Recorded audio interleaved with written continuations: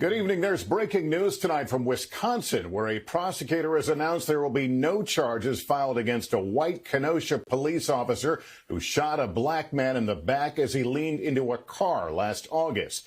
Jacob Blake was left paralyzed after the shooting that was captured on video and led to angry protests and even deadly violence on the streets. Tonight, Kenosha under a state of emergency. Gabe Gutierrez is there. Tonight, mounting outrage in Kenosha, Wisconsin, after no officers were charged following the police shooting of Jacob Blake. This is a slap in the face by Wisconsin government and the DA. In August, Blake was shot 7 times in the back by Kenosha police officer Rustin Shesky. The Kenosha district attorney says Blake was armed with a knife and the officer could have successfully argued self-defense. Remember, these are police officers who are uniformed officers. They're called to the scene on a designated domestic abuse call. When they get there, they know there is an arrest warrant for Jacob Blake, and they take actions at that time.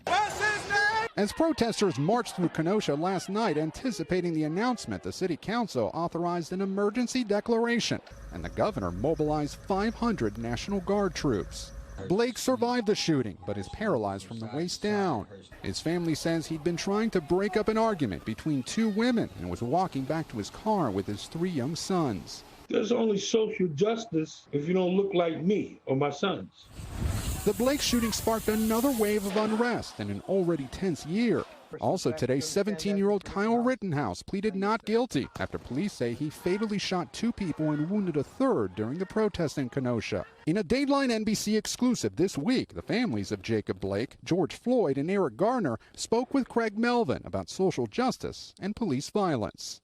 When does not listening to the police when they tell you to stop walking justify 7 shots to the back?